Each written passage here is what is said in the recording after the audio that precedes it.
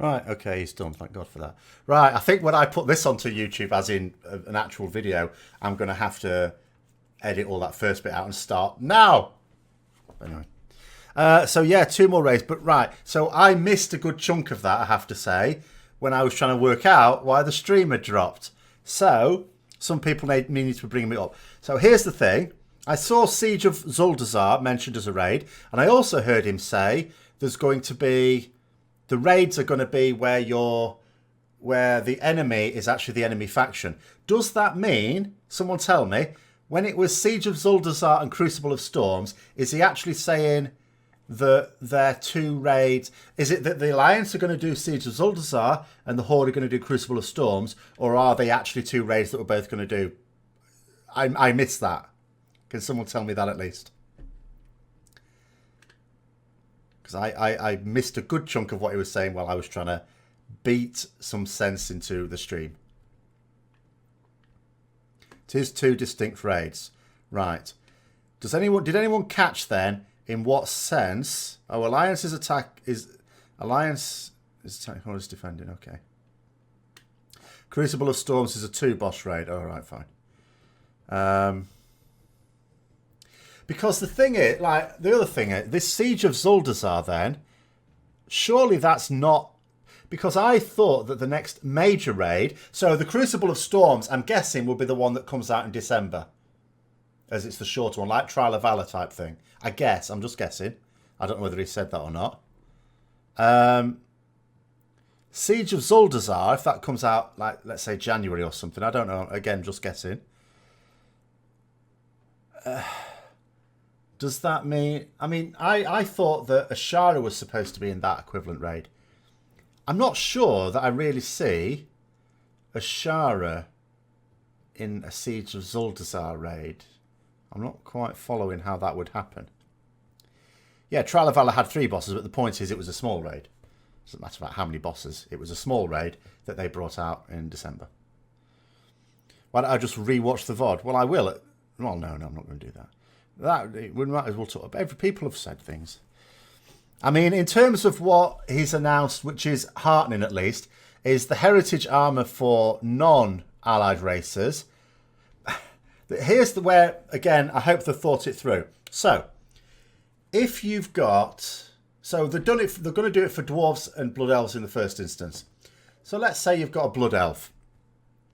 If you're already exalted with Silvermoon City... and you've got a blood elf at level cap, then you will just be able to do this set of scenario-based quests and unlock the heritage armour. That all seems fine to me. But here's the thing. Someone might reasonably say, well, hang on a minute. As long as we get a character and boost it to that level, the level cap, before that patch, we can effectively boost a character to get the heritage armour.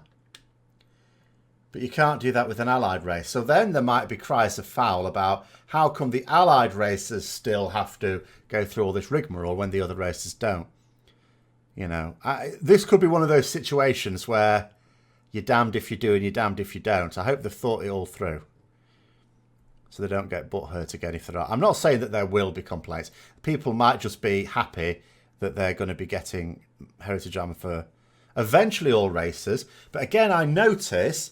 that he had concept armour, concept illustration rather than, well, you know, coloured illustration of the dwarf one, but I didn't see one for the blood elf one. If you boost, your rep is not boosted with you, no, but it doesn't take much to get that rep, does it? It doesn't take anywhere near as long to get rep for a faction as it does to level the bloody thing all the way up. I'm sure Wowhead and MMO Champion have both got summaries on the front pages. Yes, I shall check that in a moment. I mean, I caught most of it. I only missed like a few minutes where I was smashing my head against the keyboard. It's only cosmetic, nothing impactful. No, except as I keep arguing, I think cosmetic stuff is more important because it's there permanently. Power stuff is important that they balance because that's something they haven't done. You know, this week, something that they could get criticised for, and I'm sure they will get criticised for. So there's been some tuning this week, as expected. They've tuned some Azerite traits, but some classes may have been getting a lot of benefit from those Azerite traits. They haven't retuned those classes. So there may be some classes that are unintentionally nerfed this reset.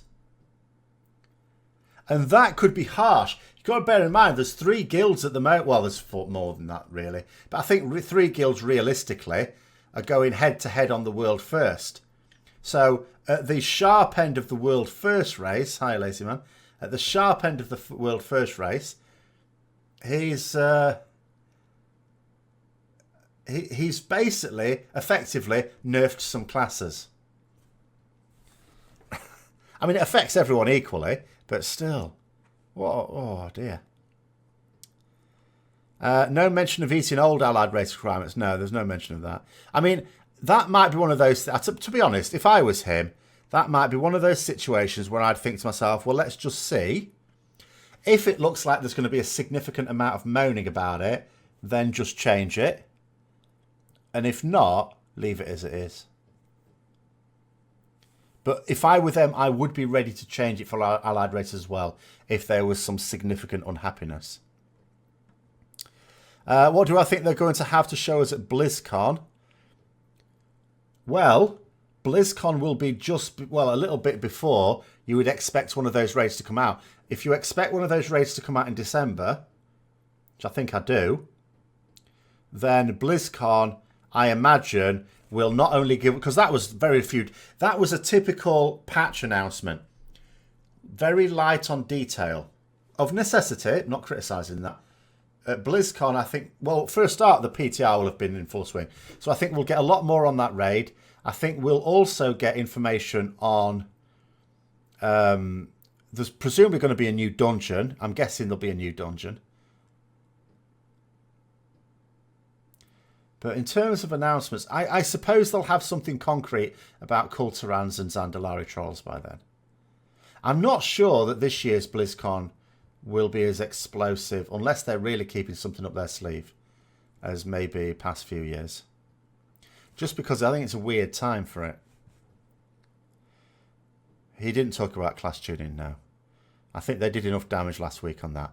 But like I say, I thought it was interesting that Josh Allen wasn't there. Now, it could be coincidence, because if all he's going to do is an announcement, then you could argue he doesn't need to be there. He's not there to, do those question answers.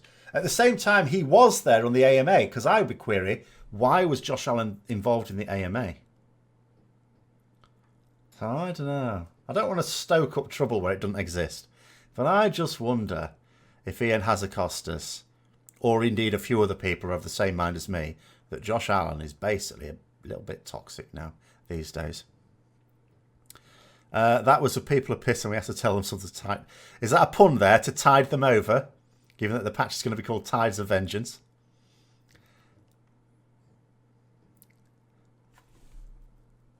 All right, Rogues. Yeah. Well, obviously, any classes that were overtuned already and have received a nerf to their BIS trait, I mean, they wouldn't necessarily have had to compensate that. But maybe some middle-of-the-road classes, if they've had their BIS traits, or because the more common traits, maybe. Because I actually thought to myself, I think Peculiar from Wowhead was saying about this feature on IO Radar or something, where you can actually have a look at the most, well, what it calls the most popular Azerite traits used for certain boss kills, which later on in the raid will be potentially useful, but you have to be careful not to get, drawn in there. People can read too much into it. But at the moment, it's pointless, because the traits that people have when they're killing bosses right now are not necessarily their BIS traits. They may be, but they may just be the best of what they've got. Reference to Tides of Darkness. Well, of course. Everything is. Like, even this expansion, Battle for Azeroth, was in the... not the title, but the thing on the front box of Warcraft 2.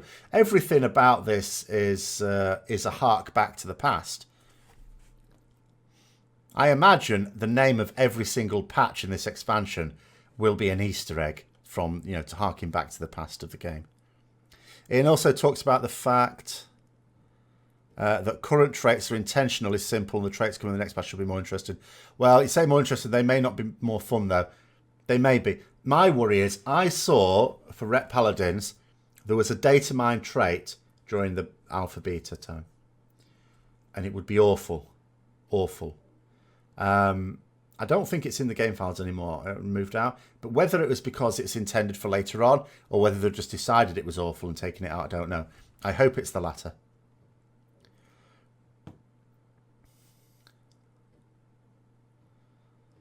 But how long will it be before 8.1 is live on servers?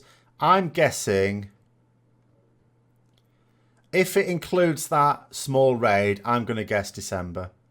In fact, you don't even have to guess, really, do you? If it's coming out on the PTR this week, then late November sounds about right to me. You know, things were on in Legion. I think things were on the PTR for a couple of months, weren't they, for patches? If I remember, maybe sometimes 3 months, but I don't think it's going to be 3 months. I think it'll go before Christmas. I think it'll be December at the latest.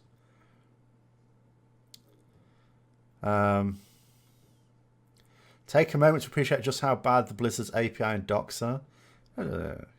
Surely content over, you know, quality over quantity, so to speak. Content over style. That's the only way I have any hope. I have zero style when it comes to these things. Can't wait to see Darkshore with fancy new graphics. Well, that's the only thing. Do you know what? There is a reason why I chose this background this week. I wonder if anyone can guess. I can't get my lighting quite right today. I don't know what the issue is. But I chose this particular background for a very specific reason. You can see it's obviously Stormsong Valley, but from the alpha, because the windmills are not complete, the textures haven't all been completed, and the reason I chose it is because obviously Battle for Azeroth is in certain areas fairly incomplete, and some people I think are far too ready to say, oh, well, you know, there's bound to be a few things that need doing and a few... And to a certain extent, that's true. I can understand a few bugs and things like that. But the way I liken it is this. Imagine if the arts department were like that. Imagine if when it went live, there were scenes like this with untextured models and landscapes and things. Imagine if we'd consider that acceptable if it launched. You know, if it went live and there was still artwork to be done. You know, and I liken it to the same thing. So if we expect all the artwork to be done, why wouldn't we expect the classes to be done, the Azerite traits to be done? And I accept the fact that there might be some fine tuning of it. But if it's more than fine tuning, as far as I'm concerned, it's like they've brought this out with, you know, the windmills in this state. He seemed really awkward. No, I think he always is, to be fair. You've got to remember, Ian Hazzikostas, he started off, I don't know what his job, I know he was legally trained. I don't know that necessarily means he was a lawyer. But, okay, that's how he started off life. And he then played World of Warcraft. And then he got he got a job at Blizzard as an encounter designer. So and he was considered a very good one. So a good encounter designer. He's then moved on to, you know, becoming assistant game director, and now he's the game director. All of those steps, those parts of those jobs didn't really require that he do a lot of standing up on a stage and talking, stuff like that. So he's not necessarily naturally comfortably doing it. Some people are as well. Some people are just naturally comfortably doing that. Some people are not. Some people will, you know, eventually get better. But for all we know, he might be very brave. He might actually be petrified of, even when it's just to a camera, but he knows there's other people on the end of it. And it's actually taken a good deal of courage from him to do that, maybe. So I don't think we can necessarily blame that. And I certainly don't think we can read into anything to do with the way it is today, because I think he's always like that. I think it's how he is at BlizzCon. I think it's how he is in the Q&As. He might look a little bit more relaxed in the Q&As because he's sat down. There he was stood up again. which naturally, if you feel a bit uncomfortable, is going to make you look more awkward. Legion launched with heaps of issues. I think a lot of the issues Legion launched with, though, there were certainly things that weren't working, but a lot of those problems were down to Blizzard's philosophy on some number of things. So we had the thing with the legendaries, didn't we?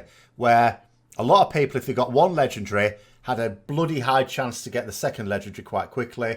You also had the thing where, you know, in terms of where the bad luck protection stopped if you had 4. But a lot of those things were caused by their decision in terms of, you know, how they should drop. But there were certainly bugs there. I don't think they were as noticeable for most people, though, as in BFA. I think they're much more noticeable in BFA.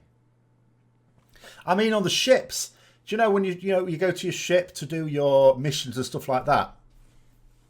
I remember when they first appeared in the alpha, and it was quite funny because you'd have the banners and things stuck halfway through the floor, or even characters basically stuck in the floor. That still happens now. I can be in the ship and there's the feet of someone on the deck sticking through them. That still happens. I think people should focus on what he says. Yeah, I would absolutely focus on what he says. Trying to focus on how he says it, yeah, because I just don't think he's a natural public speaker. That's all there is to it. And they did have plenty of resources, certainly, to develop Legion, because yes, they sacrificed a lot of WoD content to make sure that Legion was firing on all cylinders. It could now be argued that with BFA, I mean, Legion, I think there's no doubt about it, had more resources on it than any other expansion that the game has had. And that includes the latest expansion. The incursions sound good. I don't know, do they? It's like, they might sound good. It depends how they are in practice.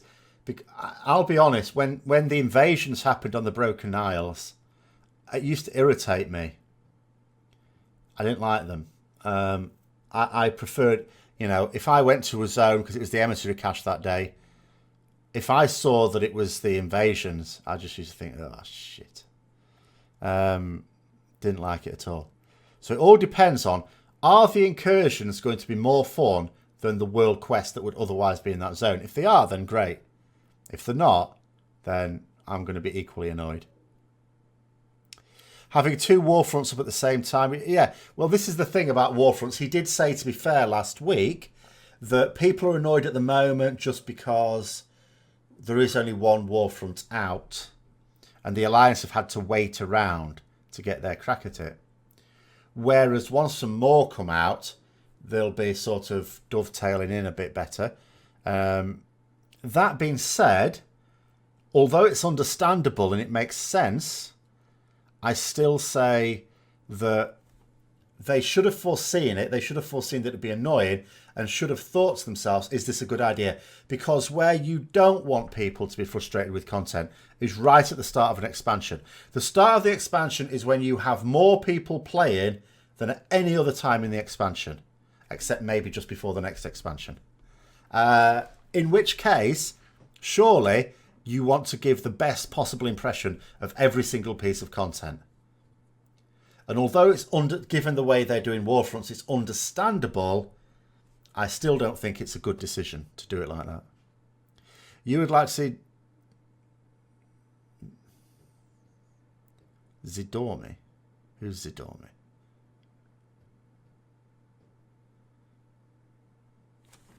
Oh, I know what you mean. You mean the dragon. Right. Well, no. Maybe. They could. I don't. The thing is, it will seem less special. I think if they put the dragon in to allow you to change phases, it will almost seem like they're acknowledging that some people won't like it. It's going to be hard to get to Christmas without some of this content or improvements. It'll not go all the way up to Christmas. I'm quite certain that the new raid, albeit that's probably the shorter one to begin with, will be out late November, early December. I'm sure that it will. I mean, Uldir hasn't got the legs on it to last till the new year. You like the idea of different raids for different factions. I'm not sure. Again, how will it affect the world first race? Well, this is the issue, isn't it? This is what I said at the beginning. I cannot believe that they would do even a different thing. Because if you're not fighting the same bosses, does that mean... I mean, I would imagine they'll only cosmetically be different. So, you know, you might be fighting what looks like two different bosses as Horde and Alliance, but they'll have identical mechanics. However, if the way they try and make those look a bit different cosmetically means that some ground effects are more easily seen with one faction than another, then yes, you can potentially affect not the world first race, because the world first race is pure Horde. That's all there is to it. But you can still affect everyone else's progress race. Well, not everyone else's. A small number that happen to have an Alliance raid roughly on their level. Alliance raid guild even. What if instead of using a fair amount of resources on pushing out a mediocre game over 2 years, they spend a ton of resources on creating a great game and switch to living world mode, like Guild Wars 2? I think they're stuck on a pattern with World of Warcraft. Because if there was something they were going to change about expansions, for me the first thing to go would be levels. Get rid of levels. After that, but I think they're stuck in a mode. It's almost like, I think there are certain things that they are going to change. It looks like they're going to try a few things in BFA. And I think there are certain other things that they believe are a core part of the game, and it would be a different game without it, and therefore maybe they're going to try it out for a different game. On Reddit it says there's an option to see the story from the other side of the raid. Other side for the raid. Oh, really? 9 bosses in total. 3 are shared, 3 are faction specific. You clear the other factions when you finish your 6.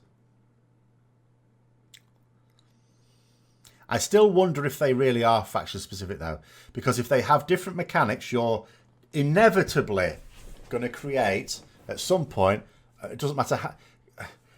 Bear in mind, they moved away from the 10 and 25 man raid model specifically because they said it's too difficult to tune what are effects 2 different bosses, even though they were the same boss, but you know, for 10 and 25 man, and be equal difficulty. So they're only creating another problem here. I cannot believe they would actually be different bosses other than just cosmetically. But even then, as I say, I just worry, you know, that maybe some effects show up more clearly for one faction than another because of those cosmetic differences. Do I think the allied races are weird? The fact that Blood Elves, Draenei Pandas and had new animations and were available at launch, whereas these reskins must be unlocked. No, because the reason they put stuff in for you to unlock is so you stay subscribed. Allied races are 100% a way of keeping people subscribed. If it wasn't about that, because although Ian Hazzikostas said in that AMA, he said every decision we made is only based on what we think is fun for the player. Bullshit. I'm not saying that's not the case at all, but it is not the case in every case. If it weren't for the fact that allied races were there to keep you subscribed, they would just have sub-races. Because that's what we thought they were at first, sub-races. Just extra customization options for the races that already exist, because that's what they are. To all intents and purposes, they are sub-races. But by having them as these allied races, they can force us to have to unlock it. And the way they've traditionally done that is by, you know, making sure you've played a good chunk of the game. Because although many of you may well already have the requirements to unlock those races if they were to come out tomorrow, a lot of people wouldn't. A lot of people would still be on it. You've got to remember, like, you think when Pathfinder Part 2 came out in Legion just before we went to Argus, there were some people still unlocking it when the expansion was done and dusted. There's a lot of people that are even lazier than I am now in the game. They're entirely different from what you understand. Well, I would be surprised. That's the thing.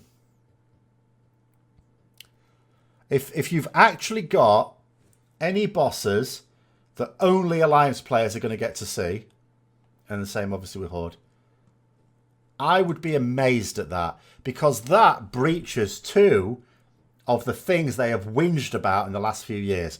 One, and this was a very recent thing, the fact that they'd be creating content for not the whole player base. That was what they were whinging about with all the class-specific content in Legion, even though it was their bloody idea. They went, oh, when we do this just for Paladins, it means no bugger else gets to see it, which was a lie, because everyone plays Paladins, obviously. But, you know, that was the idea of it. So to then do this, where you're going to... And then the question will be asked, here's another thing. They're making a rod for their own back if they do this. Imagine this, right? We know that in the raiding community, Horde massively outnumber Alliance. The further up you go, more so, okay? Here's the thing.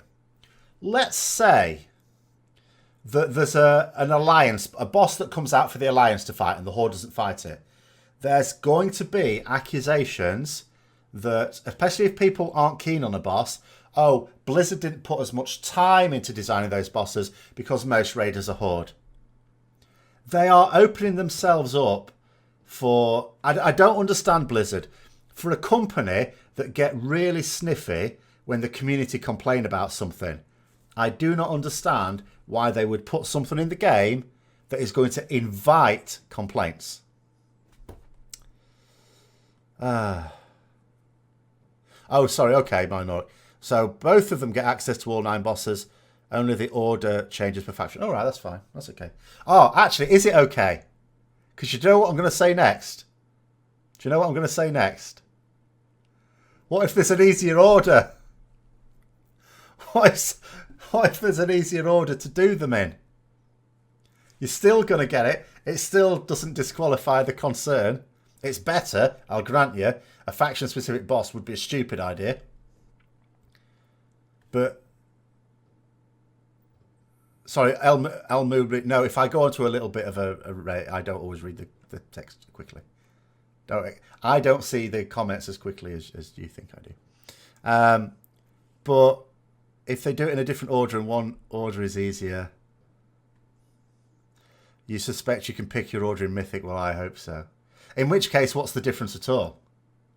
Let's just be clear about this. I'll go. What is the actual difference? If you can pick the order and it's the same bosses, what's the difference? Is it just the story? Is it just the reason why you're in there?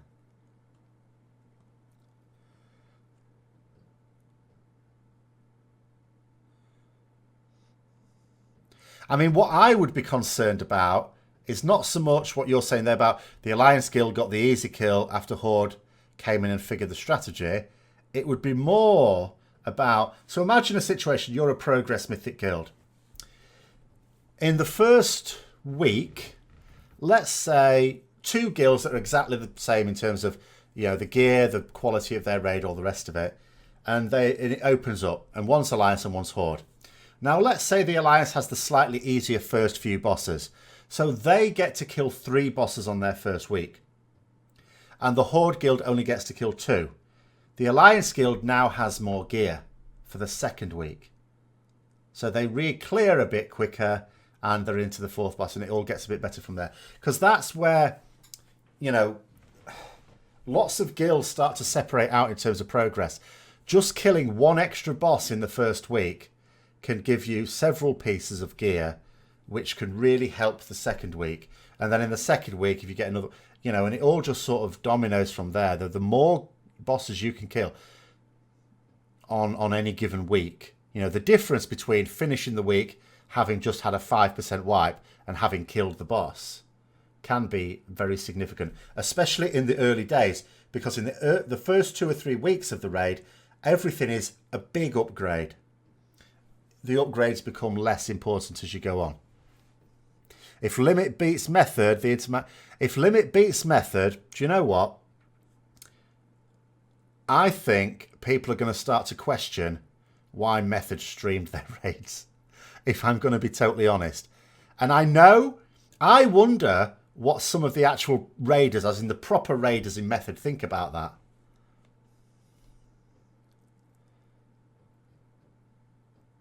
But it would be exciting because Here's the thing. The way it seems to me is I find it impossible to criticise Method's decision to stream. Because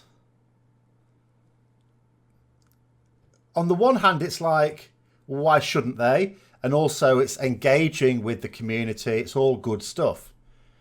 But the problem is, if they don't get world first, people may query, well, maybe you would have got world first if you weren't taking the piss. Because it's a bit like in Rocky 3, isn't it? Where Rocky Balboa is taking the piss with his training and then gets his face smashed in by Mr. T. Or Clubber Lang. That's his character, isn't it? So, yeah, if Method do lose the world first race, people will be going, you didn't take it seriously, did you? Whereas if Method do win the world first race, then it's very much like, okay, they can afford, you know, to effectively show everyone what they're doing and still get world first. At which point, that's very deflating for the people watching.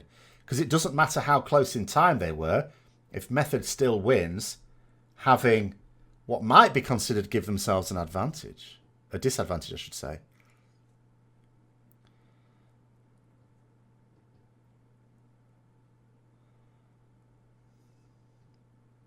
Would be interested to see a US guild take world first. Yes, it would. You say again, it's a long time since. It's a long time since. If they do lose, I hope it doesn't put them off doing it again. Oh, what, Limit? No, I don't think it will. I mean, they had a complete nightmare in Legion, didn't they, Limit? So I think they'd be encouraged. I think it must be initially extremely deflating to when you're in a world first race to suddenly hear that someone else has got it. And I can totally understand why they stop raiding at that point and have a break and come back to it the next day. So they might only be a couple of hours away from doing it themselves, but usually it's like some hours later. I can't, you know, on a smaller scale, I'm sure we've all experienced this. But on that level, yeah, I don't think, well, I certainly haven't experienced the massive crushing defeat that would be. But unfortunately, that's the game you play when you're playing at that level. Someone has to finish second who had a real shot at first.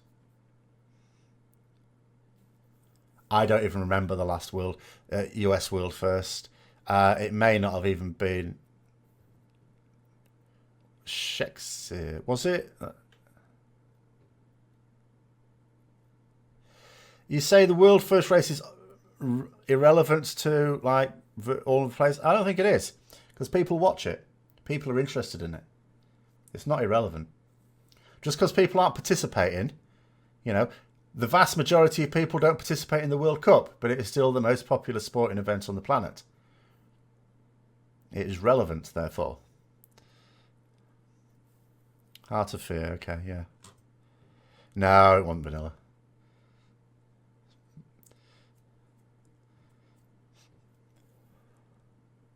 But it has been a good long time. Did they announce classes? Well, classes were data mined for Zandalari and Kulturans ages ago. Like, you know, half a year ago or something. So, yes, they haven't been officially announced, though.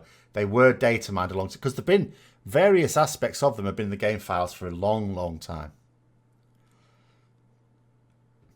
And Zandalari Paladins are not amongst those race class combinations. However, that's only because the story, I'm convinced that Zandalari Paladins are going to be a thing. Not necessarily when Zandalari Trolls come out. Later. You're countering my point about Method being told they didn't take it serious enough. People are happy that they streamed it, whereas no one cared about World First in the past. No, I'm not criticising, but that's what I mean. I find it, there's just a thing in me that thinks, it's just going to seem a bit off, whatever happens. But I'm not criticising it. I cannot think of a single criticism of it. But I don't agree that people don't care about World First in the past. I think people have always cared about World First. Maybe I don't know about Vanilla. I don't remember. Although even then, it was people noted it. But although it was largely relevant right to begin with, because it wasn't so much Alliance versus Horde. North American players got a full 6 months notice, didn't they? They got it 6 months before, 5 or 6 months before the EU. Lightforged Forsaken Paladins went, I don't know. We don't even know that like there's going to be any more allied races at all. There may be, there may not be. All I know is that if there are going to be any more allied races, Vulpera are not one of them because they're not allied races. World first is our curiosity. They are of core importance. I don't think that's true. You've got to put it this way. Method, you look at some of the media they have where they don't have a particularly strong following. They've upped it very recently. But their world first kills would be watched by ridiculous numbers of people. I think it's very relevant. I think a lot of people pay attention to it. Even people that don't raid and don't even intend to raid. Because this was my worry. When Ian Hazzikostas started talking about... What was he saying now? He was saying, oh, you know how traditionally the main boss has been the last boss in the raid? Well, now it's not going to be. At that point, I thought, oh my God, no. Because what I was thinking is, the raid content is the premier content in World of Warcraft. And therefore, the main enemy has to be the focus of it. If Method disadvantaged tomorrow, it wouldn't dent WoW's player base. No, it wouldn't. But there'd be another world first. The world first race would still be popular. In fact, it would be arguably more popular. Unfortunately for Method, the player base would be more interested in the world first if they disappeared off the planet.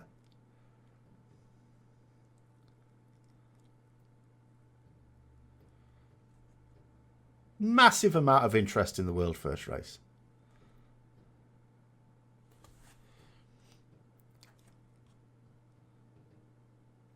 Just because it's not everyone. You only have to look at how many people are watching their stuff. Because they're not big YouTubers or anything. Most of their stuff when it comes out, like they tried doing some discussion videos at the end of Legion. They didn't get that many views. You know, it was Method, so they got like 10,000 views or something like that. It's not that much. But their raid stuff gets loads.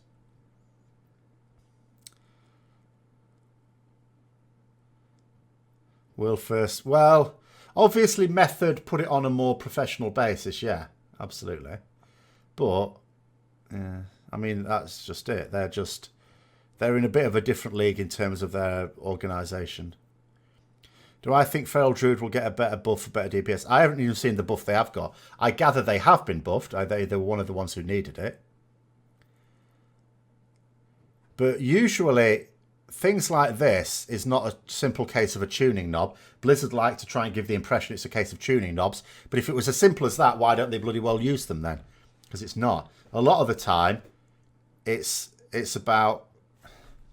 You need to have the mechanics of the class such that it can deal reasonable damage in well, at least in most situations, but not be stupidly overpowered in others, which unfortunately does not happen.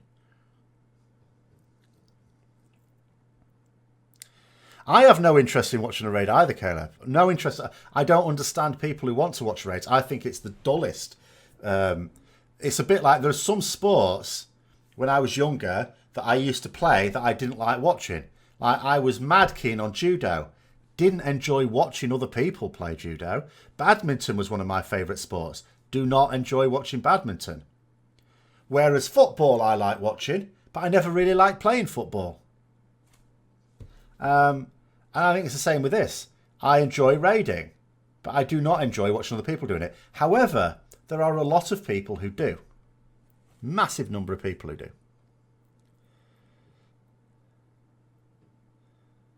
It seems like the Method streams have brought the world first closest to people. Yeah, I agree with that as well. That's what I mean. I cannot think of anything to criticise about it.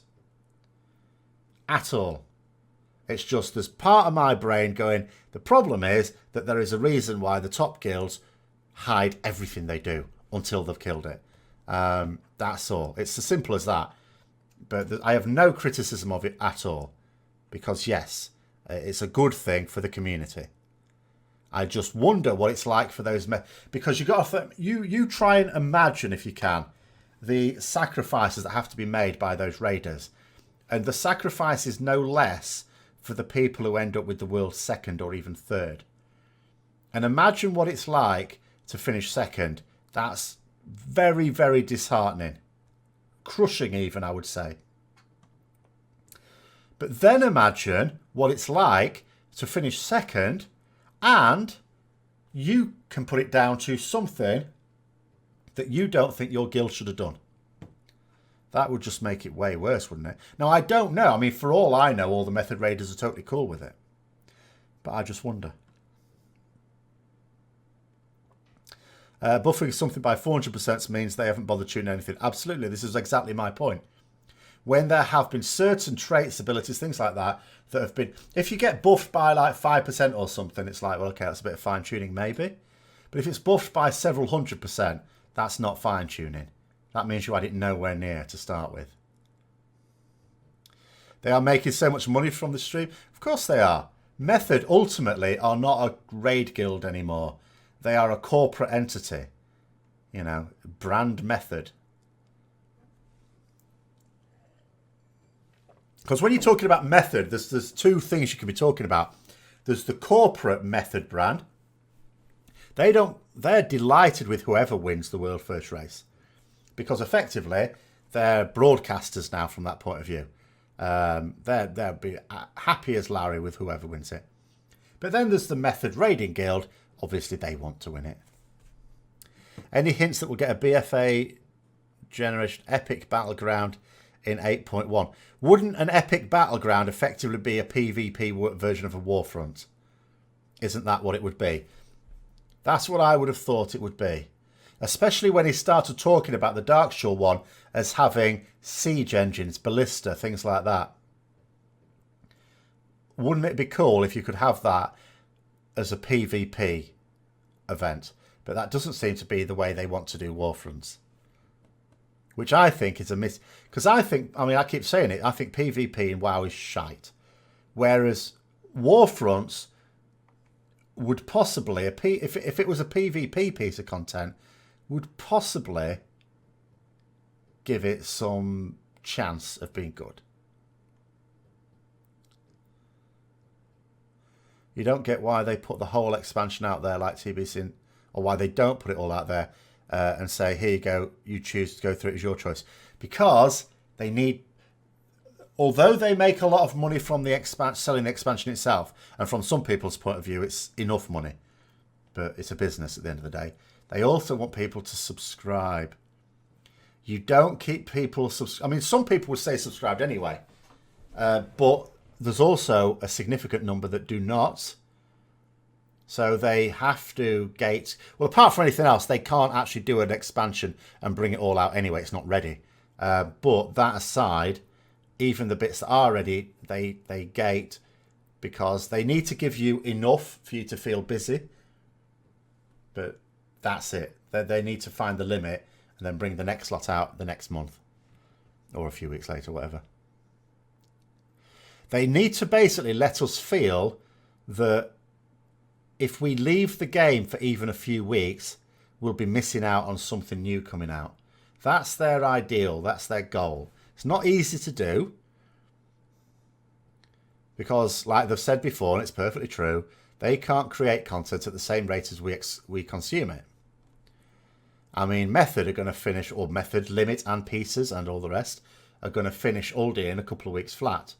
They can't create a raid in 2 weeks. And even the rest of us are going to, like, clear it quicker than they took to make it. Warfronts could have been so much better and so easy to implement and facilitate old world stuff too. Yes, I agree. I do not know. I do not know what their thinking was with Warfronts. I do not understand. Say, 2 throwaway Warfronts, revamped Wintergrasp and Tolbarad. See, I wasn't really there for most of Cataclysm, so I can't really comment on Tolbarad. But Wintergrasp, at first I was excited about it, and then I realised how shit it was. Because it was so small. And when it came down to it, it wasn't really a siege at all. You know, the siege element of it was very poor. When there's one, I don't understand how they get large-scale PvP so wrong. I really don't. If incursions are like mini Warfronts, but in the open world it might have potential. I don't know. We'll have to see how it is in practice. You are just keen to see Anduin kick some butts. We will see.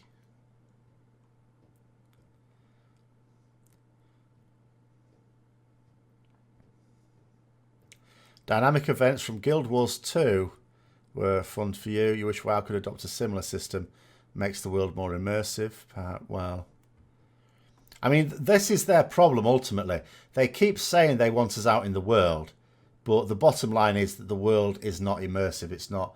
And I don't understand why they don't play games where it is and learn from that. There are so many. I mean, I don't play a lot of games. It's like one of my students today was trying to persuade me to do a Fortnite review. Says, do a Fortnite review, get loads of views. No, not doing it. Don't want to play Fortnite. Just do one. Just do one. No, I don't play lots of games. I don't like playing lots of games. But when is my next Sun Tzu video? Unfortunately, postponed because Blizzard suddenly did a thing at the last minute on Friday, and it's taken up all my time, I'm afraid. So I won't be able to do the Sun Tzu video this week. It will have to be next week now. Apologies for that. They wrecked my weekend. But yeah, so... But I have still played enough games to know how certain things can be done well. And I've seen games where you are encouraged to go out in the world. And I don't understand why they don't look at those games and go, oh, that's how they do that. Can we think of something similar? Instead of basically corralling us there. That's the problem. I feel whenever I need to go out and do something in the world, I feel like I'm being shepherded there. Instead of, you know, just going one day, oh, I want to do this thing. Oh, I'll go over there to do it. I just want to feel that I want to go into the world, not that I'm being, you know, chivied along to go there. Do I think Blizzard will reintroduce a Mage Tower-like system BFA? No. Because they moaned about it. They didn't like it. They didn't like the fact that they were having to do all this content, which was only being experienced by some player. Each piece of content only experienced by some players.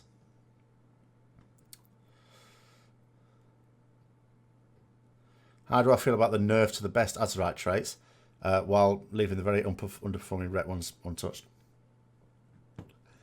Well, they haven't finished yet. I mean, I think it was important to smash down.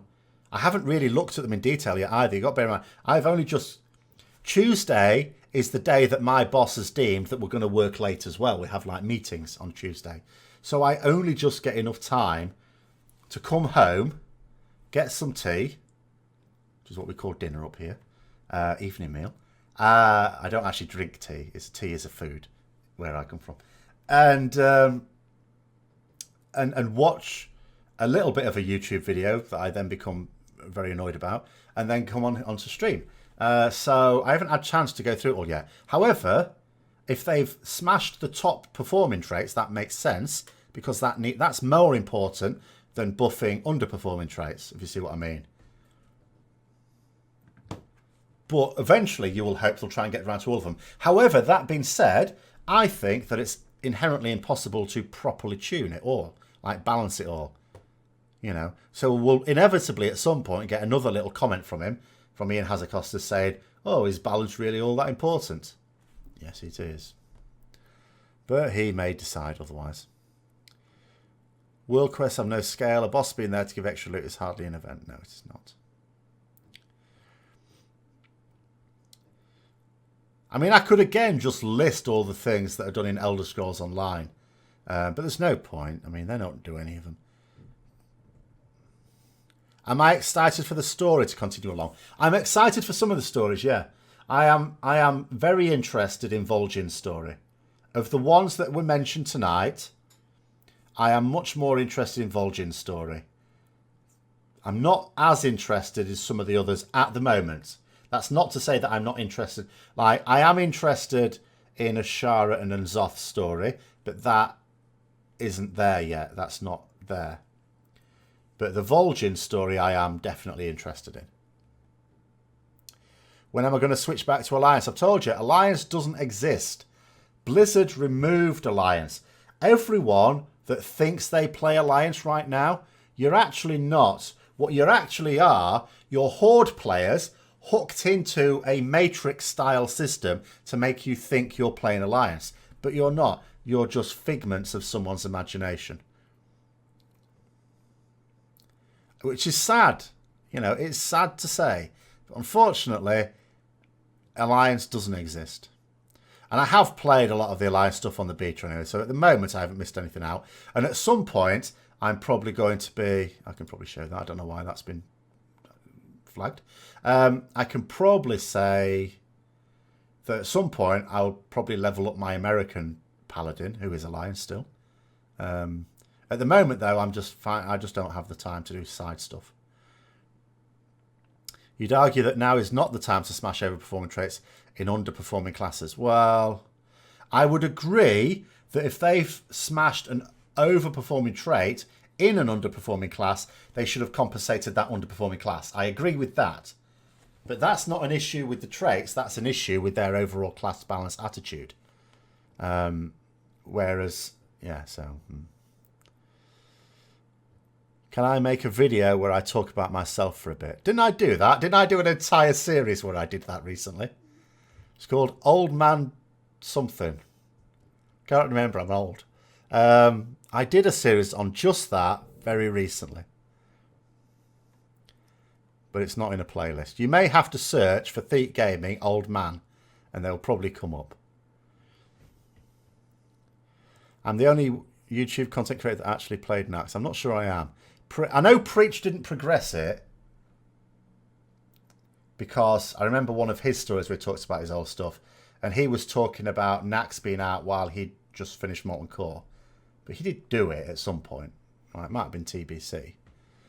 Or maybe he was boosted through it at the end of thing, I don't know. But I think he's done it. He's got experience of it. I'm pretty sure there are others as well. As long as gnomes are playable, the Alliance exists. No. Even gnomes have been destroyed. You know, it's all in your imagination. You're all just part of this conspiracy now. We're all in the Matrix. You honestly think that at the end of the expansions, players will have a choice to go neutral and play on either side with any race? The problem with that is, I don't see how it's something you easily give a choice to. Because either you can play either faction as any race or you can't. Because if one player has the choice, that means they also have the choice of joining various guilds.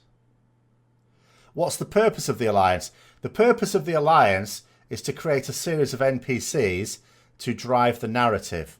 Because the narrative is Alliance and Horde.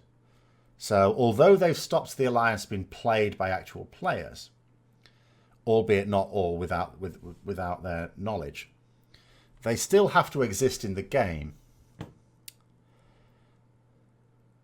Do I think Ian will actually answer any questions this time, or just more misdirection and BMAT?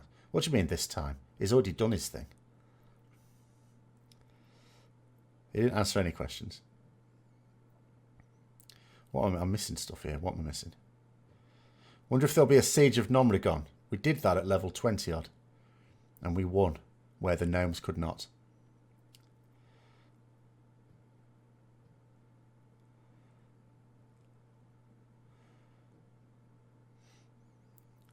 Explain the Alliance doesn't exist. It's simple, they don't exist. It's just... No, I don't know. Asmogol reacting to my videos is bad. He did that once. And all of his brainless... I'm not saying they're all brainless. I mean, I've watched his stuff. But his more brainless viewers, shall we say, came and fucking moaned at me. They complained at me for being on his channel when I was asleep.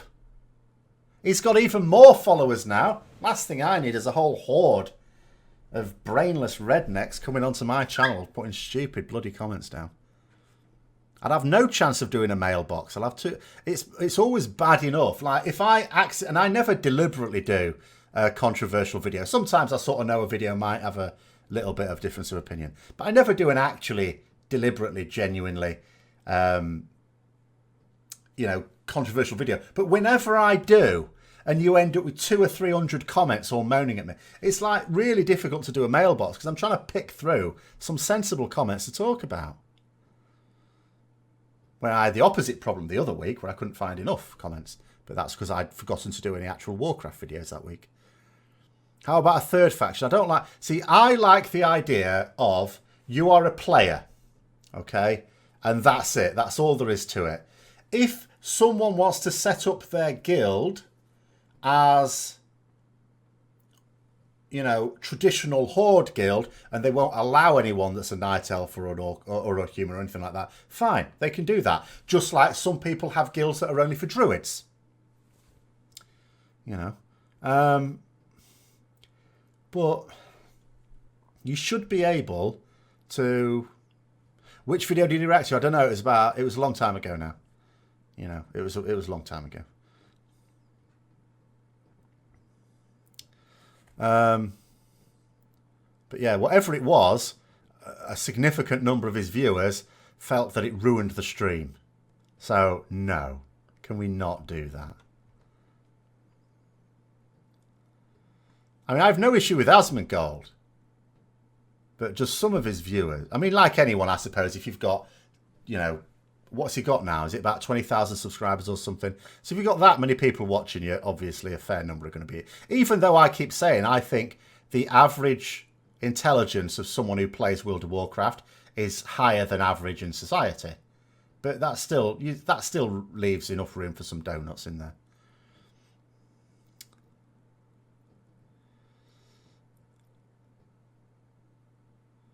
Has there been a general shift in the industry from developers making games they wanted to play to this? I have no idea. I really don't keep much of an eye on the industry as such. I have no limited interest in from a technical side. I just know which games I like to play. Asmongold reacting rips off the original content creator. No, I don't agree. As long as you are reacting, I don't agree with that. You know, as long as there's some commentary.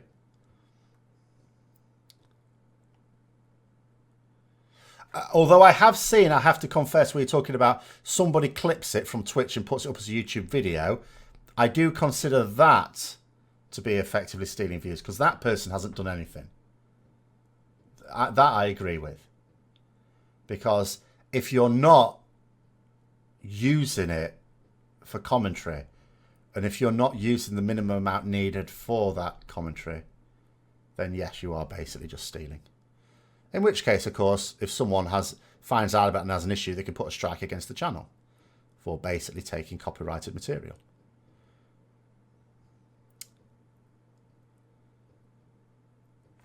They could have limited cross-faction gaming. I mean, obviously a lot of people are taking things that they're saying to suggest, and I would as well, to suggest that something with factions is going to change. Because they've said so. You know, Blizzard, it wasn't Ian Hazzikostas this time, were interviewed and they talked about changes to factions.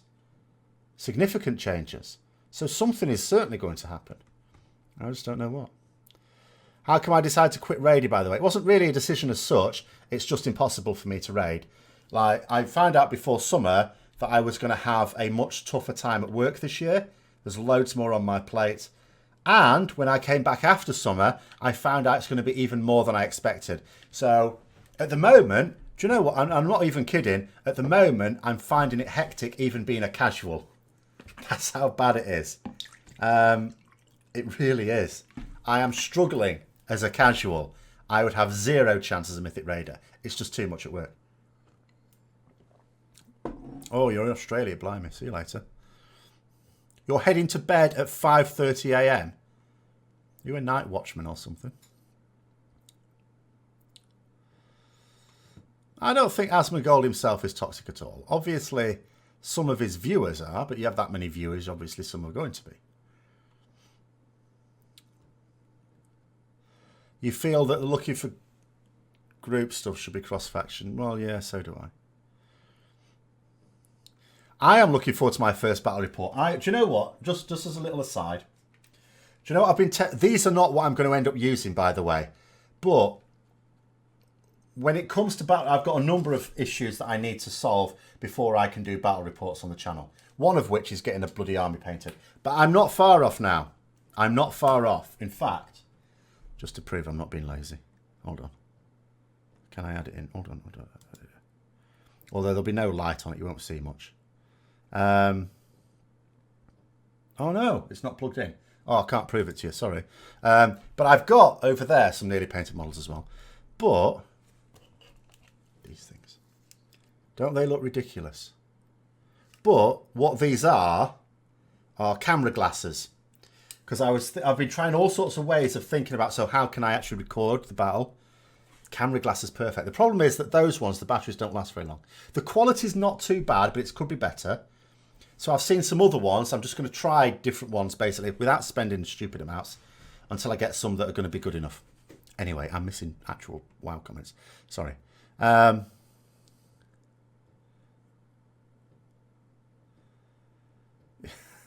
You're waiting for the day he snaps and starts eating brains on stream. Well, he's not feeling well at the moment. I noticed a tweet from him saying he wouldn't be able to stream today. The thing is, what I get about Asmongold is he seems to apologise a bit too much. I know, okay, I get the fact that he has a lot of subscribers and that's generating a lot of revenue for him on top of everything else. I get that. And that he feels he's now got an obligation. And I know that that's the reason why he didn't really want to get subscribers in the first place, because of that obligation. But if you're ill, you're ill. Do you know what? You're ill. Even if you're effectively self-employed, you're allowed to be ill. And quite frankly, although I'm not exactly a picture of health, when you have the lifestyle that he has, you are going to be ill now and then, aren't you? I mean, let's face it. He's breathing in spores from the decaying ruins of his junk food. Of course he's going to get ill. I don't know why he feels the need to apologise all the time or make out that, you know, he's letting people down. You know, as long as he's telling people in advance, which he is, I don't think he should stop beating himself up over that. And also, the other thing to remember is, although some people do contribute a lot to him, most of those subs are only giving their Twitch Prime thing anyway. It's not costing them anything extra than what they've already got. Will you stop swearing? I don't know why that's... I'll show it because it's not major, but still. YouTube get upset when you post things like that. It's confusing with the Magar. Which colour skin is supposed to represent the clans? You pick the black skin and that's Blackrock. I guess so. That was always a funny thing. I always have to have a little wry smile when we talk about the Blackrock clan. Because... And this is like... Because now, I mean, I might criticise some of Blizzard's storytelling as not always thinking sufficiently far ahead. But even right at the start of the game, it was the same thing. Because you have the Blackrock Orcs, right? Who, when they came to Azeroth, resided in Blackrock Mountain. But here's the thing. Blackrock Mountain wasn't named Blackrock Mountain after the clan. It was already called Blackrock Mountain. And the Blackrock Orcs weren't called Blackrock Orcs after the mountain either. They were called that back on Draenor. So we're supposed to believe that Blackrock Orcs on Draenor naturally came and naturally settled at Blackrock Mountain, and it's all a total coincidence.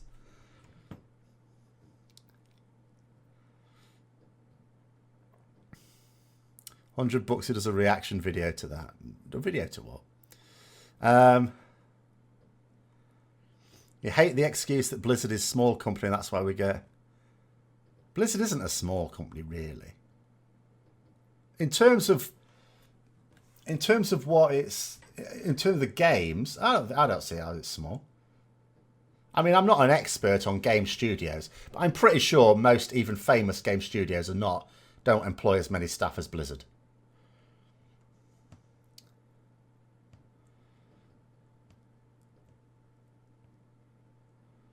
The game does not encourage good behaviour. Well, no, it doesn't. But you could say the same about life.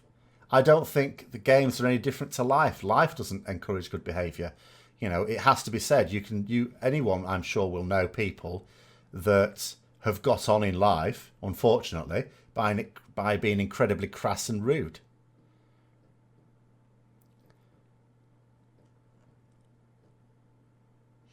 They retrospectively call themselves Blackrock. Yes, I don't think so. I'm pretty sure I saw somewhere, or it might have even been Warcraft Chronicles, that they were the Blackrock Orc clan. Activision owns Blizzard. Well, it's a little bit.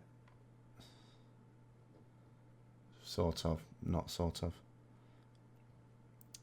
The small indie company thing is a joke. Yeah, they're not small. It is. It's just a meme.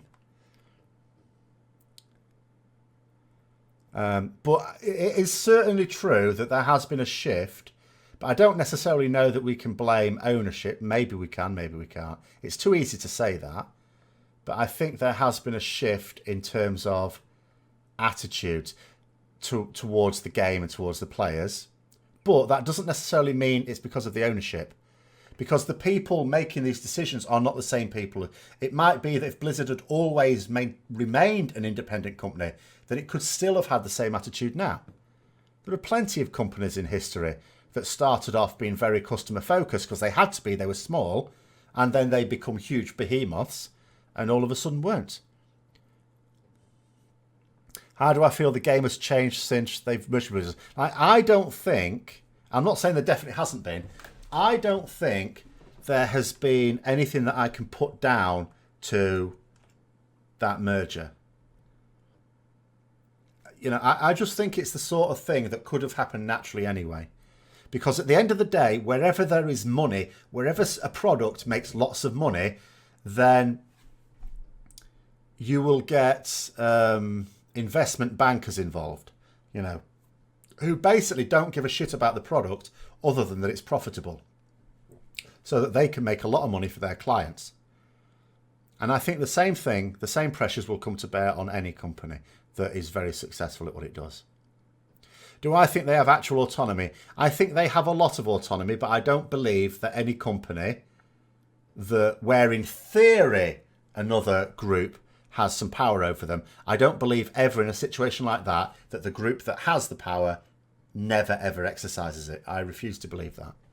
But I do think they've got an awful lot of autonomy. I think they've got a damn sight more autonomy than game studios that are bought out by EA. Should we put it that way? Because they get zero autonomy. They just get a noose. That's all they get as part of the deal. Here you go. Hang yourself.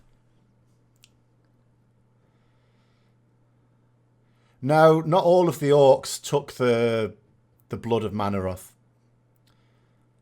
So a lot of the ones that remained on Draenor didn't do that. So who's going to be the end boss at the end of the expansion? N'Zoth, let's say. Or some form of N'Zoth type encounter.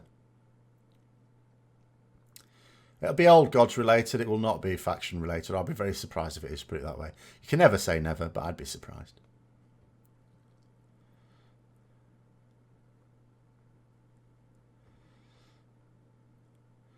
Shift happened because of digital distribution and easy hotfixing.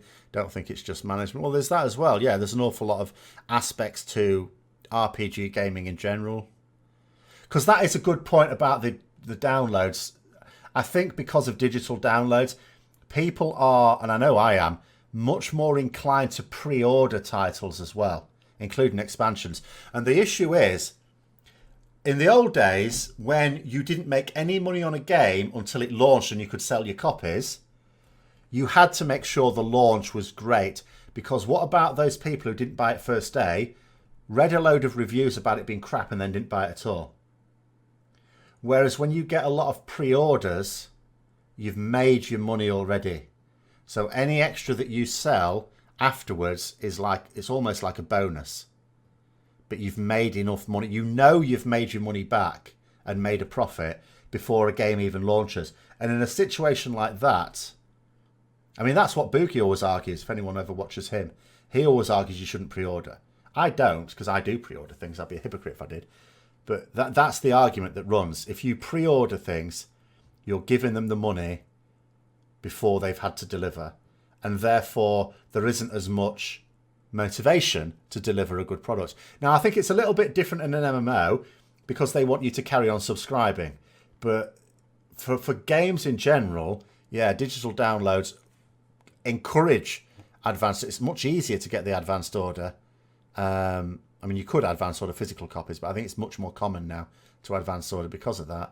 And it means, yeah, if you can make your money back before you've had to deliver, then yeah.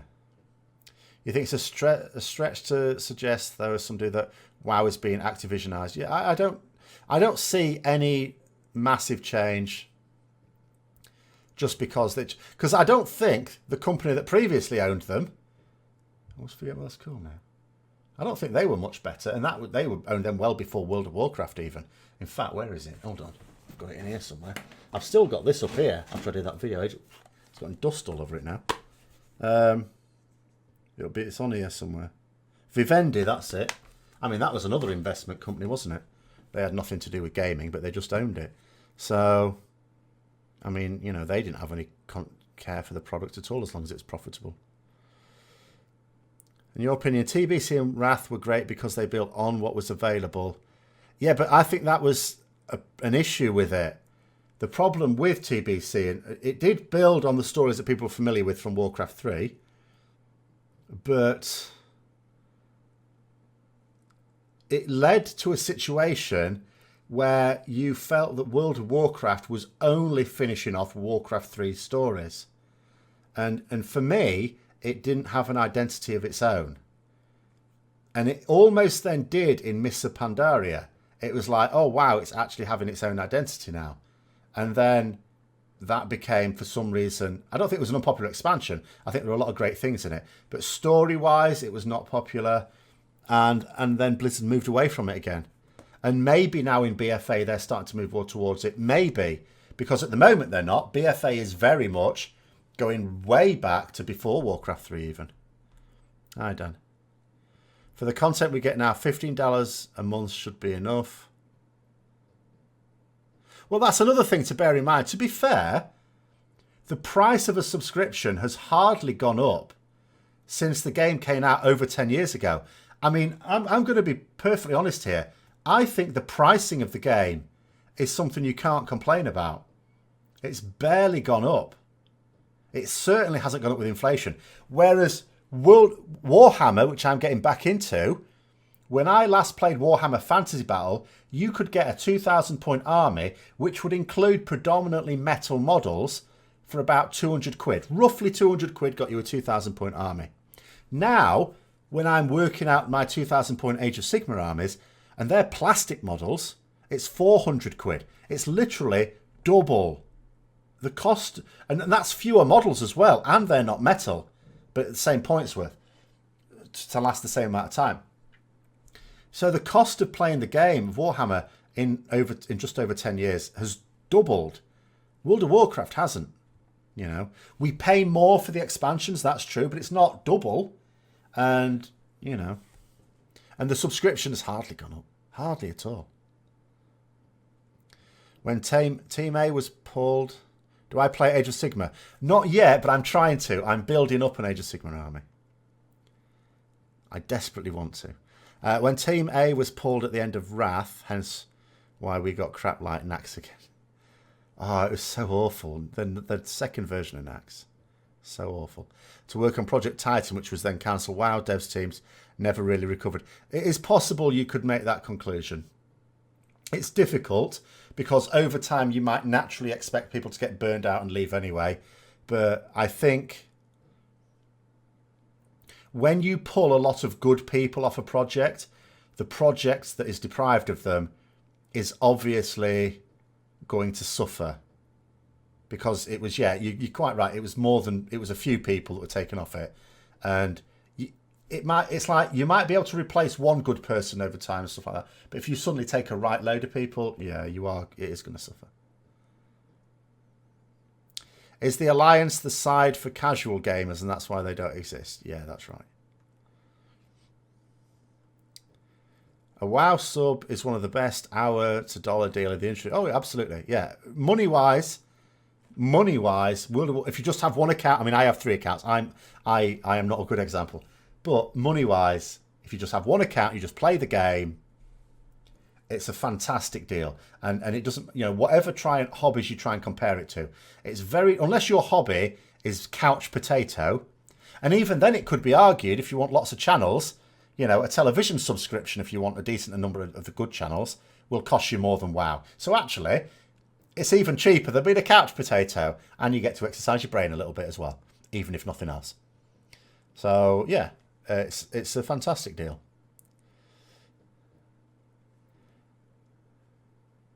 I went Horde to go casual. No, I went Horde to raid.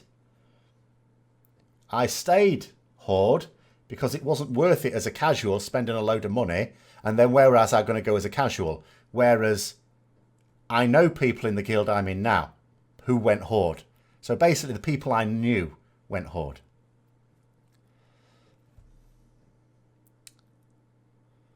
I've still got to pay for the internet. I would pay for the internet either way, though. I'm not living without the internet, regardless of whether I played WoW or not. Because not only are there other online games that I play, for which there's no extra internet cost, but I use it for other things as well. Well, this for a start.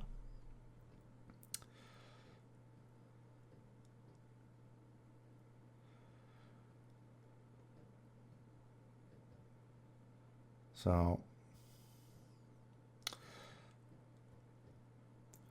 don't know how I can tolerate those hideous male blood elf attack animations. Well, they're not great, but I think they're better than the female. The female have weird elbows. I can't be doing with them. Don't like their elbows. I did do a video on why I went Horde. Well, that's where the series started. At the start of the series... Oh, no. That's what I was thinking about quitting. Yeah, I will have done one why I went Horde. Well, it was not difficult anyway. The bottom line was I wanted a guild. At the time, I thought, because I couldn't do another expansion like Legion. This was before I knew that work was going to get tougher as well. I couldn't be doing with another expansion like Legion, because in Legion, I was just progressing all the time. Like, in previous expansions, I'd done my progress, killed all the stuff, then you start to farm it, get it down to one night a week, and chill for a bit while the next expansion comes out. The next tier comes out. And then in that next tier, you can use that chill time to be testing it and looking ahead at it. Whereas when you're only just getting your cutting edge, if you get it at all, it means not only are you doing your full-on progress all the way through, so you're getting burnt out a bit, but also you don't have time to properly look forward to the next one. So when you start the next tier, you're totally unprepared. It just gets worse and worse. So I thought what I need is a guild where I'm going to be back to clearing it in 2 or 3 months, have a couple of months of chill, get myself ready for the next tier, back into the next tier, firing all cylinders, and cycle round like that. Cycle between full-on progress, chill, full-on progress, chill. And then it'll keep you in the game. So that was the plan. And it was just simply that there were no alliance guilds recruiting for my class at the appropriate level, because I was now restricting myself quite severely in terms of what was acceptable. So it was simple as that. Do I think merging US and EU servers will ever happen? The problem is, it's like playing on the beta and the PTR if you're in the EU. The latency, although, you know, you can still play with it, it's noticeable. So, you know, servers have to be physically located somewhere.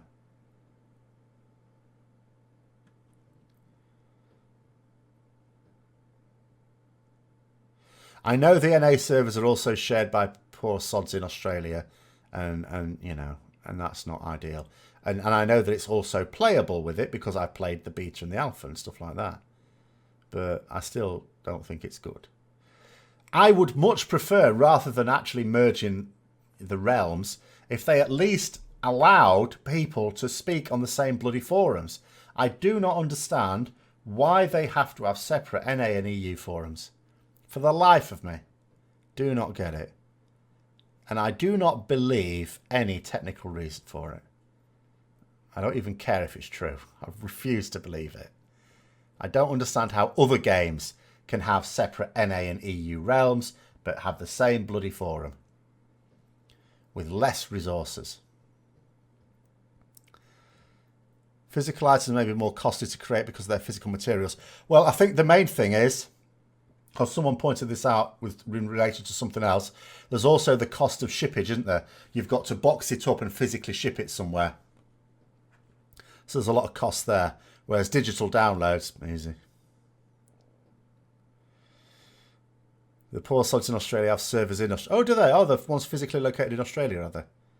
Oh, I didn't actually know that. Well, that's fine then. But it can connect to NA and sharding in groups. Isn't that a bit disconcerting, though? If you suddenly find yourself in a shard and then suddenly your latency goes from 20 ms to 150. Isn't that a bit awkward?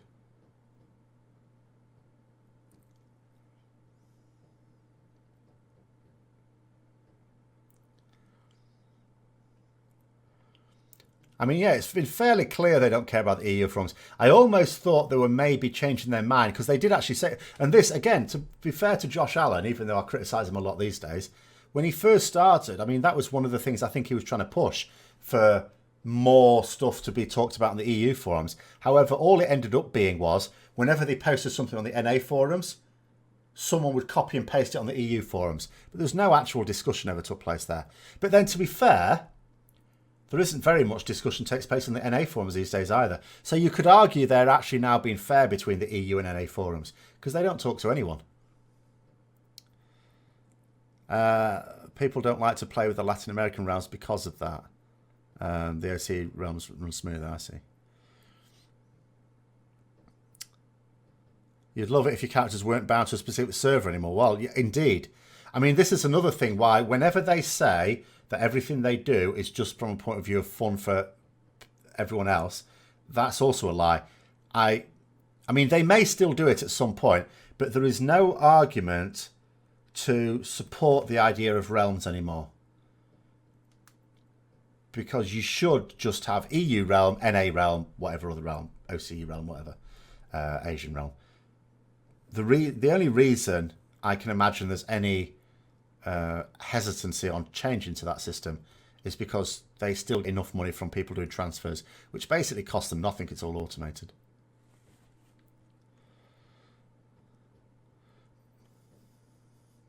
Stop being racist. Any possibility, say, during summer next year when you've got more time, of a weekly, bi-weekly Warhammer stream? Well, here's the thing, of course, it's like anything. In terms of the content I'm now doing, so obviously still predominantly World of Warcraft. I'm still getting into Warhammer. At a certain point, when I fully got into it, then there could well be more videos on Warhammer. I don't see it as being at the cost of WoW stuff at all. But it all depends on how it takes off. The Lord of the Rings stuff is the stuff that is just set as it is. You know, it doesn't... I sometimes wonder if I should have done it in the first place, because I always knew I was never going to do more than I'm doing now, and that it's never going to get lots of views, and is therefore actually potentially harmful to the channel. So sometimes I regret that. But the Warhammer stuff, obviously what I want to get into is to be able to do regular battle reports, but there are several issues. The first of which is a technical issue, which I am at the moment experimenting on, which is recording them of a suitable quality. I already know how I want to do them, because when I look at battle reports, see, there's quite a few channels do battle reports already. The best ones, from a technical point of view, are, as a channel, if I don't know anyone knows, is called Mini Wargaming. The only problem is that although from a technical point of view, theirs are the better ones, from a content point of view, they can be awful. There was one released today that I thought, oh, I'll watch a bit of that before the stream. And I got into the first turn and I had to stop it because I do not know how they managed to do this, but they got a basic bloody rule wrong. And I mean basic. And I just thought that just ruins it for me. You know, when you say they're awesome, but they keep getting basic rules wrong. And another thing they keep doing, and I don't understand how they keep doing this, where they'll forget to do something right at the start of their first turn. Roster, crib sheet, make a bloody thing where you go, okay, start of my hero phase, I should do these things. Right, my movement phase, these are the things I should bear in mind. Like as a Nighthaunt player, I will bear in mind, if I roll in the charge phase, say, if I roll a 10, I know I get to have a fight straight away. Things like that. Anyway.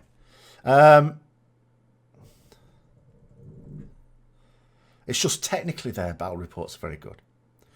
But, you know, so I have my ideas about how they could be done better, but I need not only to solve the technical issues, which are considerable at the moment. I also need to have a steady stream of people willing to do them, and I need to know whether... I mean, I could, in theory, host some here, but I'd need to get the tables, which I can do, and some scenery, which I gather scenery all has to be painted these days. It doesn't come pre-painted, so that would take me time, and it'll look rubbish anyway. And also a steady stream of people who'd be willing to do it. Or that when I go to the local gaming club, that they're willing for me to record there, as long as obviously another player is, and that there's enough players there that do Age of Sigmar to have a steady stream of it. So there's an awful lot of hurdles to come. Did I have an Amiga back in the day? No. I know someone who did. I had an Atari. I was an Atari ST, so I never had to put up with the Guru meditation number. Amigas were awful. Absolutely dreadful. But they were just marketed better. The ST was superior. But Amigas became more popular.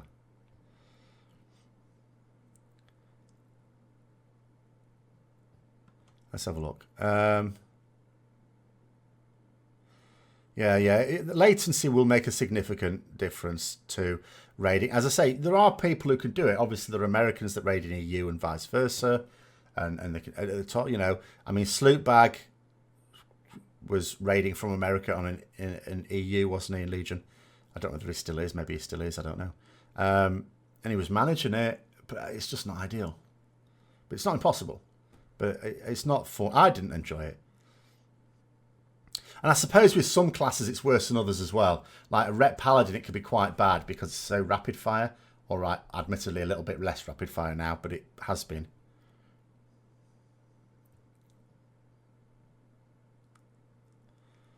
Shade, no, not interested in doing that. Full-on battles is what I'm interested in. Amigas had the best game music. Well, ironically, they shouldn't have done. I think that's also because, again, their marketing didn't just extend to people who bought them, but to companies as well. I remember several games where there were extra features in the Amiga version compared to the ST version, but ironically, it certainly shouldn't have had better game music because the ST was actually particularly good. In fact, it was used by sound studios as well. It was much better for sound as a machine. Just wasn't necessarily better supported in games.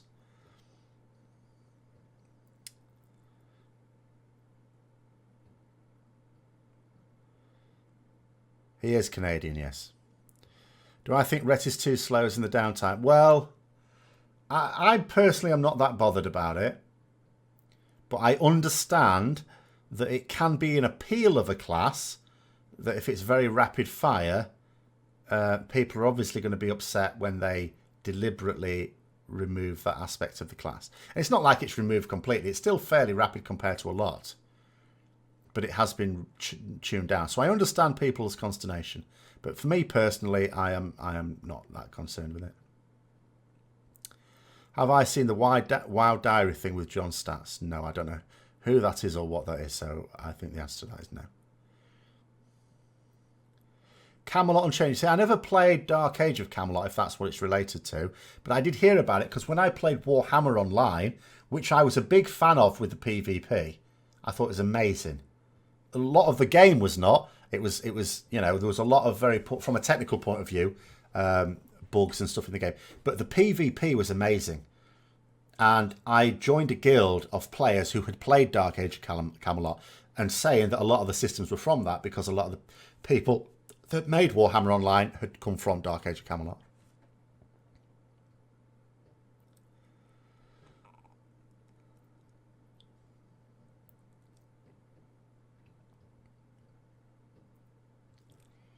Oh, it's not directly related to Dark Age. Okay, in that case, I don't know.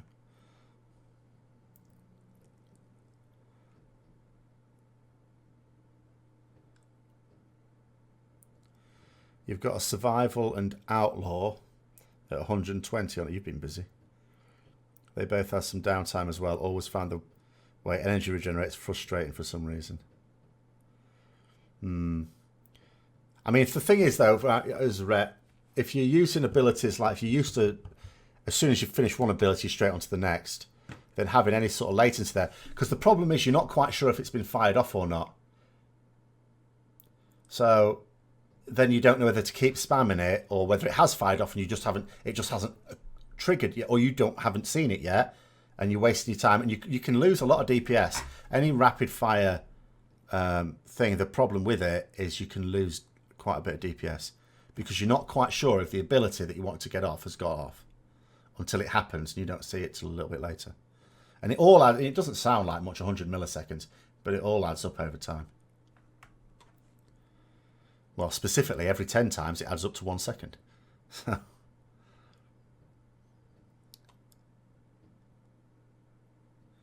Built half the vanilla dungeons. Well, it depends which half, doesn't it? If he built the half that includes Scholarmance and Strathome, then I would be very pleased with them. And I am disappointed that Scholarmance, which was my favourite dungeon ever, is no longer accessible. I am most displeased with that.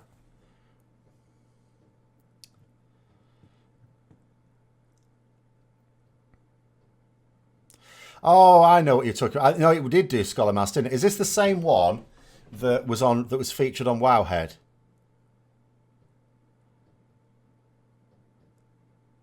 I think I might, even though I've not heard of the thing, I think I might know what you're talking about. No, I never had a Commodore 64 either. Basically, my computing experience was Spectrum, Acorn Electron, Atari ST, and then PC. Didn't have a Commodore 64. I knew people who did. Didn't have an Atari console, but again, knew people who did. I knew people who had Amigas as well. No, I didn't.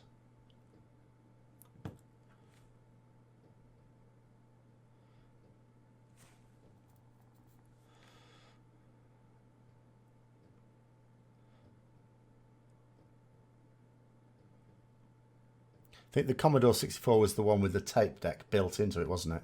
Which I'm not sure was a great idea.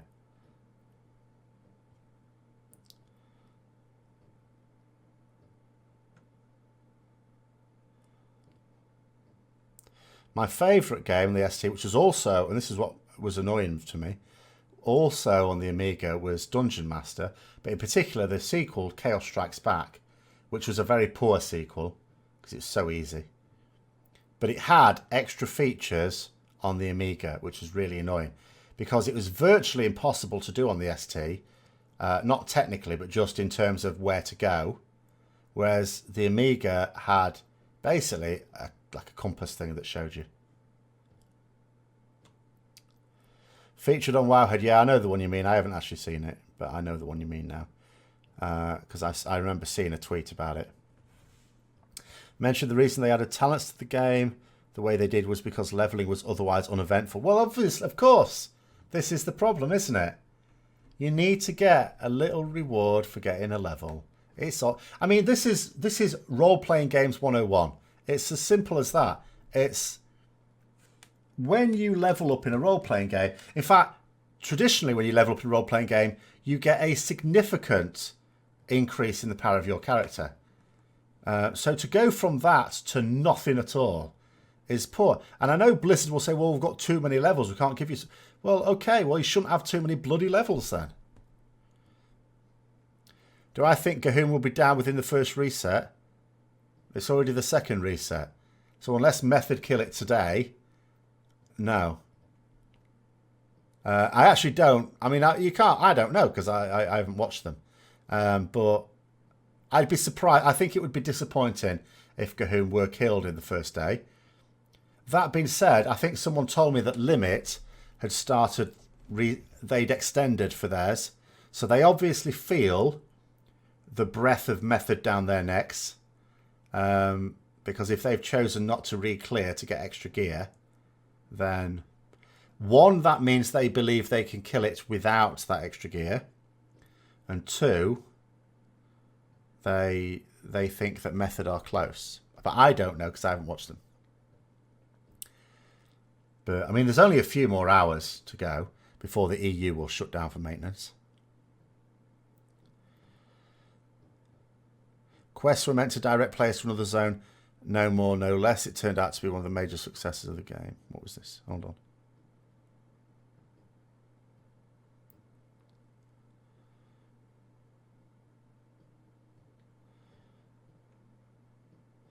Method of getting close, 4.8%. Well, yeah. Well, I imagine they must be. Otherwise, Blizz at limit, I'm sure, would have re-cleared. So the fact that they haven't must mean that, you know... It's I mean, someone was saying, actually, on the Paladin Discord, it's a tough decision to make. Do you re-clear, which means you get more gear and therefore make Gahoon easier, but risk being beaten to the world first race because you spent the time re-clearing? Because there's nothing to say they're going to kill it first time every time with every boss. There's still there's some wipes in on the other bosses. Or do you just extend, which is what they've done, in order to try and get that? But the problem is, let's say you don't get it for the next day, then you've potentially made a poor decision. But it's an impossible decision to make because you really don't know which is the right one.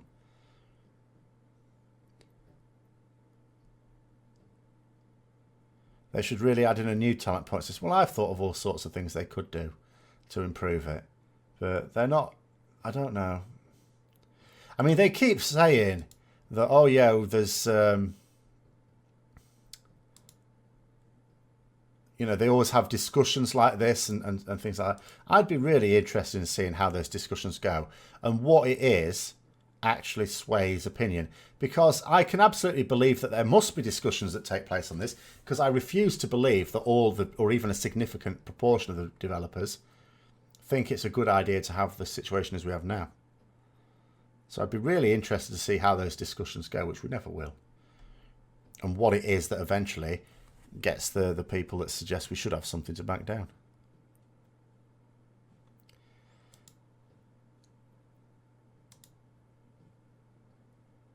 Oops.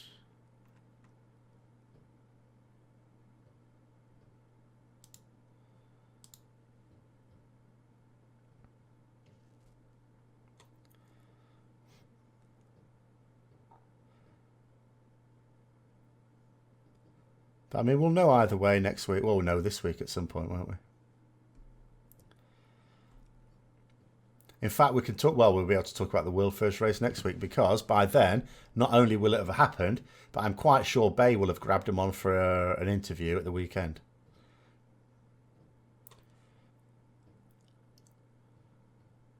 Because, like I say, if nothing else, the fact that Method are that close to it and the fact that Limit elected not to re-clear suggests to me that Gahoon is certainly not mathematically impossible.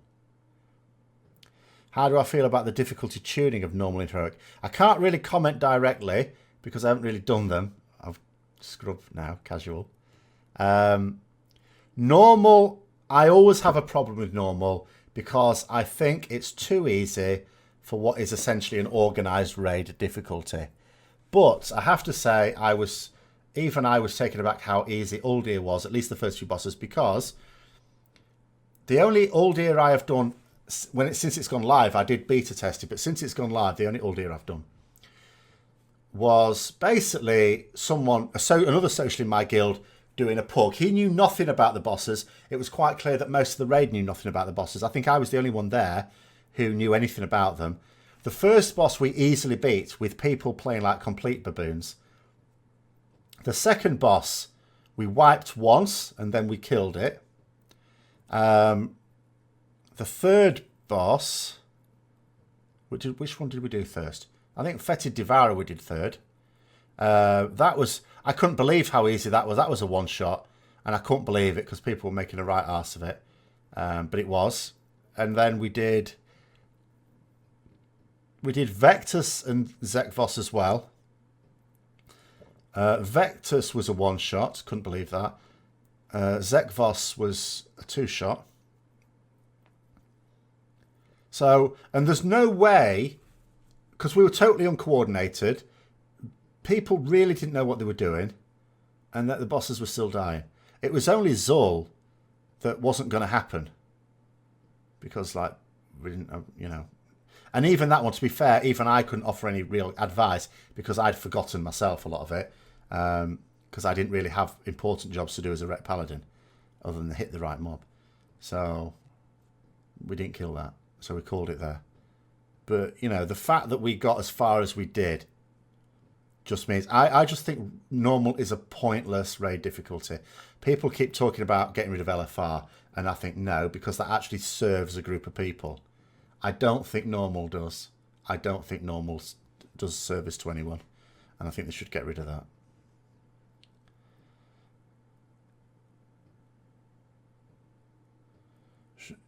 So the question is, with normal being puggable, should LFR just drop 340 loot for the rest of the expansion? No, it should be the other way around. They should just drop normal. Heroic is puggable. The thing is, I don't like the concept of pugging raids. I think raids, being the premier content, should be the sort of thing you do in a guild. I think that's what guilds are for doing content that you want to do, like in common with other people. I don't like the idea of raid content that is specific, because that's all it seems to exist for. Something that's sufficiently easy to do in a pug. I don't like that. So I think normal should go. And if people want to pug heroic, that's fine. They can. Obviously, if you've got, alt raids for raiding guilds and they pug a few people, that sort of thing is totally, absolutely fine. But no, I agree. You don't always have the choice to raid with a guild. I get that, but I'm not sure. But again, that's what LFR exists for as well. I just think it would be better, because normal, as far as I can tell, is not really that much different to LFR. In terms of the level of communication that goes on, I see no difference at all between normal and LFR. Normal is, yes, more difficult than LFR, but the level of communication is the same. So with normal, all that happens is people either know what to do, or you just don't kill the bosses at a certain point after a certain point, which is what happened. So what's the point in it?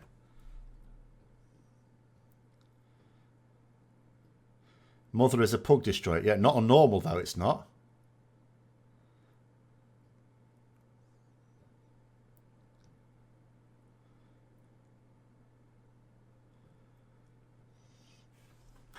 I mean, so no. For me, the one, if they were going to get rid of any mode, for me it'd be normal, get rid of. I've hardly been in any normals. Are you talking to someone else?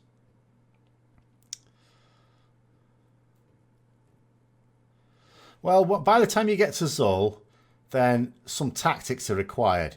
You don't actually need tactics on any of the other bosses, truth be told. I'm not saying they're unwipeable, because we wiped a couple of times, but it's very difficult to wipe if you're actually trying to kill the boss. But you don't actually have to pay attention to anything. Whereas I think Zul, you actually do need some strategy.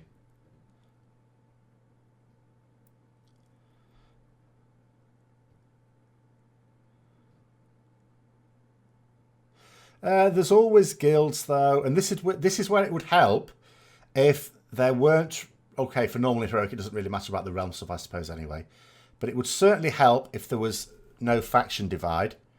There are guilds that raid unsociable hours, even early hours of the morning. There are guilds that do that. And if the game was set up, because obviously with communities now, you don't necessarily have to be in that guild. You could join a community that raids early hours of the morning. And if the game was set up so that you could definitely join them, and it wasn't the case of, oh yeah, you're a guild that raids at the right time for me, brilliant.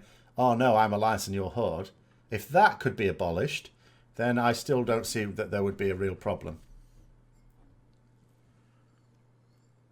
Because you don't need, for normal and heroic, you don't have to be that choosy with the guilds as such.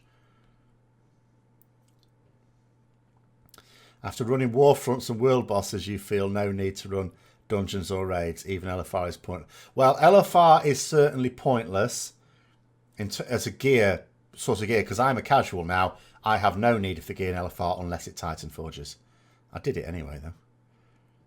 It would help a lot if there was an NA and EU-wide database with all the guilds they read. Well, that's another thing. Yeah, I mean, WoW Progress is the best we have. But what would be better is if Blizzard did something like that to really... I don't understand why Blizzard don't do more to encourage the social aspects of the game. I really don't get it. You know, it's like they started off, you know, allowing the community to do add-ons and stuff like that and put stuff in the game, which was really good, really positive. But it's like now, well, it's not even like they do. Blizzard basically leave everything to the community now, and they shouldn't. That where there's a need for something to be done well, they should do it.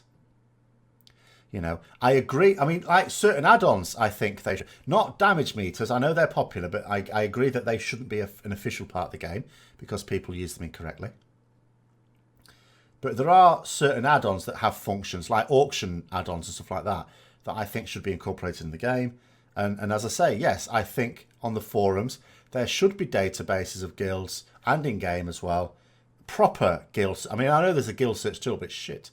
But there should be proper ones. Trying to find a guild for an odd raiding time is way harder than it should be. It is indeed. But they are there. Sometimes the best way to do it is just to post your requirements on the official forums, because you'll also find that the raid leaders and guild masters of such guilds also find it difficult to get personnel. So they will tend to look at those forums. But the fact that you might be the wrong faction for it when you do find one is more than a little annoying. No, the community isn't very active at the moment. I've noticed that. But I think that's largely because it's new. I think as people start to see the potential in it, it will get better.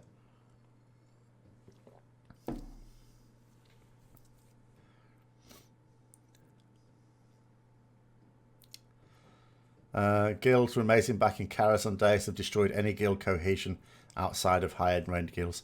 Possibly part of that was actually the moving realms, maybe, because in vanilla you couldn't really. At the end of vanilla they started to allow it, but you were stuck for 3 months. So if you transferred to a realm, you couldn't move off it for 3 months. So people did tend to stay largely on those realms, whereas now you move as and when, as long as you got the money for it.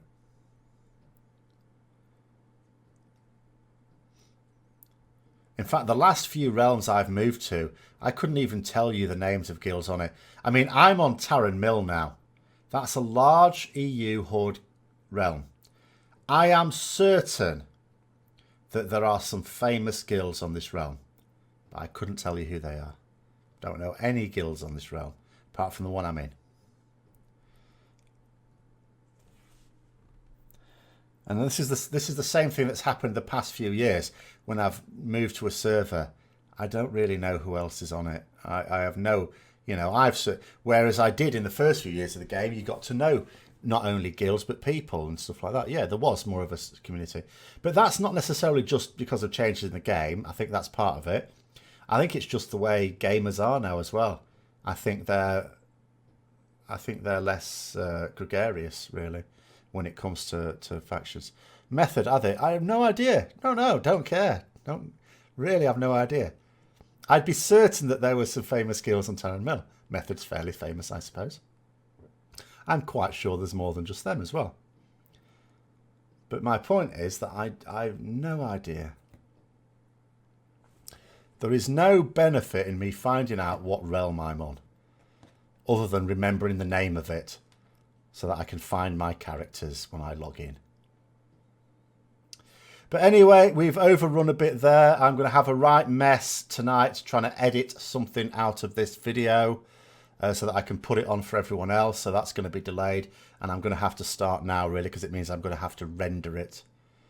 So I'm afraid that I'm going to have to call it here. Because it's already going to take me all night to sort this out. But thank you very much for coming on and bearing with me at the start when it all went a bit wobbly. So have a good night, everyone, and I'll be streaming tomorrow on Twitch for a little bit anyway. So I will see you later, and thanks for watching.